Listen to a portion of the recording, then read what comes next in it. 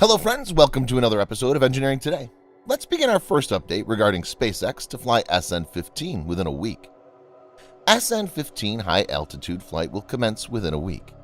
SpaceX will very soon carry out a full static fire of the newly installed engines. SpaceX had already announced certain local road closures with Cameron County for Thursday and Friday earlier, hinting that static fire could be carried out this week. According to some official documents filed with the Federal Communications Commission, SpaceX will conduct a test flight of SN15 on the 20th of April 2021.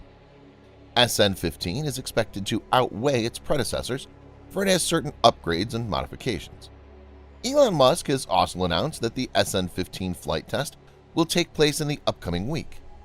Installation procedure of new Raptor engines in the Starship is on the way. Musk had tweeted on the 15th of April 2021, aiming to launch next week. According to the filing, the Starlink receiver installed on the Starship SN15 prototype will provide high-speed internet access to the rocket from SpaceX's broadband satellite constellation. SpaceX has filed a request to the Federal Communications Commission to test a Starlink terminal around Boca Chica while in flight. The FCC request stated, SpaceX requests special temporary authority to operate a single-user terminal within 5 kilometers of Boca Chica Village, Texas, on an experimental basis at altitudes not to exceed 12.5 kilometers. The request also stated that the authority requested herein will be sharply limited in duration. SpaceX requests to operate under this STA for a period of only 60 days, beginning on April 20th, 2021. Or the date on which the STA requested herein is granted, whichever is later. These operations will only occur on the ground or during test flights of durations not to exceed 8 minutes. SpaceX is iterating that these test flights are all for improvements in their understanding and development of a fully reusable transportation system that can transport people and cargo all across the solar system. SpaceX has already announced that an orbital Starship flight will commence in July. The first commercial passengers are also booked for a trip around the Moon in 2023. Now, unlike SN8, SN9, SN10, and SN11, SN15 has several upgrades in its design, so the test flight of this prototype is expected to be somewhat different, especially in landing. Let's move to our next news based on SpaceX placing a Dragon vehicle atop Falcon 9 for the Crew 2. SpaceX is now on the way of their second Crew Dragon mission, known as Crew 2. Earlier, SpaceX had launched their first Crew Dragon mission, Crew 1, of NASA's Commercial Crew program on the 15th of November last year. The Crew 1 Crew Dragon will undock from the International Space Station after Crew 2 Dragon vehicle successfully carries out its docking maneuver with the space station. SpaceX has already placed their Crew Dragon vehicle atop the Falcon 9 rocket, scheduled for launching into orbit. SpaceX is reusing the same Falcon 9 booster, B-1061, for the Crew 2 mission, which they had earlier used for Crew 1 mission also. According to the 15th of April report, Crew 2 mission is just a week away from the planned launch date of the 22nd of April 2021. Report also says that the flight-proven Falcon 9 booster and a new expendable upper stage with the Dragon vehicle fixed atop will roll out to Launch Pad 39A very soon. A static fire test will also be carried out 4 to 5 days before launch. SpaceX is using the same Crew Dragon capsule for Crew 2 mission, which they had earlier used for the Demo 2 mission. After spending more than 2 months in orbit, this Crew Dragon capsule safely re-entered an Earth's atmosphere on the 2nd of August 2020 and splashed down in the Gulf of Mexico with both astronauts, Doug Hurley and Bob Behnken, safely. This reusing of the same vehicle is a great achievement for SpaceX in their refurbishment techniques. NASA's Kennedy Space Center tweeted on the 15th of April 2021, "Welcome back to Kennedy Space Center, Crew Dragon." SpaceX's Crew Dragon Endeavour made its way from Cape Canaveral Space Force Station to the Launch Complex 39A integration hangar this week in preparation for the Crew 2 mission launching on April 22nd. After Crew 1 became successful using a commercial vehicle, SpaceX Falcon 9 rocket and Crew Dragon spacecraft, NASA willingly gave permission to SpaceX to launch NASA astronauts on Flight-Proven Booster and Crew Dragon vehicle.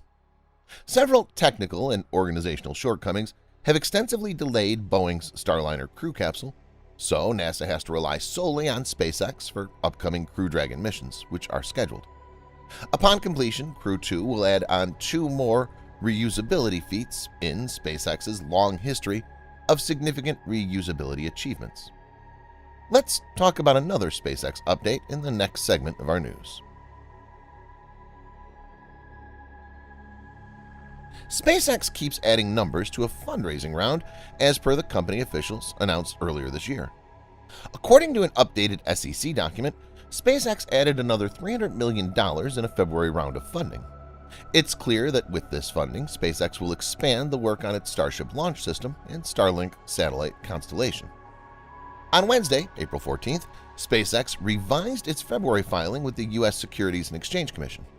According to SpaceX, February fundraising, which ended with the company raising a total of $850 million, now moved up to $1.164 billion. It's quite a big leap for SpaceX, as just a single round of company's funding brought in more than $1 billion. However, the company was not specific with the details for the additional $314 million. According to the filing, SpaceX investors jumped from 69 to 99 in the fundraising round. Last year, in August, SpaceX raised $1.9 billion, which is only 1/3 of its total funding today. SpaceX used most of the investment in developing the Starlink constellation, which now has more than 1,350 operational Starlink satellites in orbit. On the 14th of April, SpaceX's president and chief operating officer, Gwynne Shotwell, participated in a conference held by the Massachusetts Institute of Technology's Department of Aeronautics and Astronautics. At the conference, she recalled her previous statements regarding SpaceX's Starlink broadband service. With Starlink, we anticipate having full global connectivity, consistent global connectivity, a few months after our 28th launch, she stated. We will continue to add capacity with additional satellites after that. We'll continue to improve our technology and basically get more beams on the ground. One of the major technology improvements is the incorporation of inter-satellite links, which SpaceX already tested in some of its satellites. The first ones that we flew were very expensive. The second round of technology that we flew was less expensive, Shotwell stated, referring to the 2 generations of that technology. In addition, a 3rd generation of laser inter-satellite links are scheduled to start flying in the next few months. With the new technology, SpaceX will have the advantage over operating on long distances. Even though being less expensive than earlier versions, the new technology will provide high bandwidth. Another important project that Shotwell talked about at the conference is SpaceX's Starship development program. SpaceX is currently going with its latest Starship prototype SN15. Starship is an amazing machine. I could not be more excited about a vehicle than I am about Starship, she stated. That is the vehicle that will take people in great numbers to the moon, to Mars. Shotwell also talked about in-Earth fast travel with Starships, a concept that SpaceX first discussed in 2017. I believe we'll be flying large numbers of people on Starship in 5 years, she stated. While talking about sending people on Mars, she stated, we're shooting for before 2030. It might end up taking that long, but I hope not.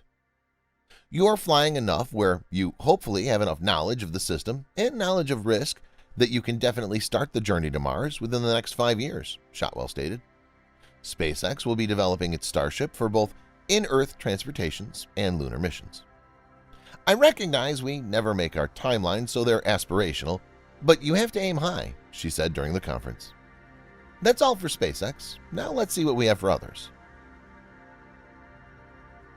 A Canadian satellite operator, Telesat, made plans to raise $500 million in order to support its $5 billion light-speed broadband constellation.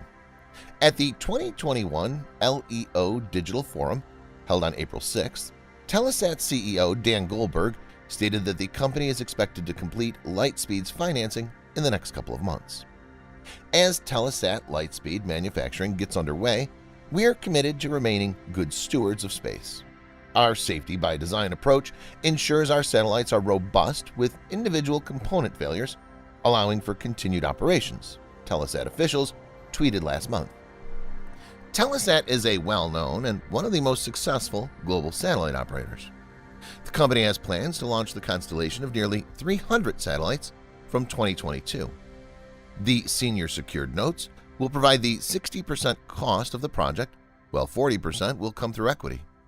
The notes, due 2026, will be issued around April 27, 2021. Thanks for watching. Please subscribe for more videos like this. Hit the like button if you find the video interesting, and kindly provide your valuable feedback in the comment section. This will help us to improve.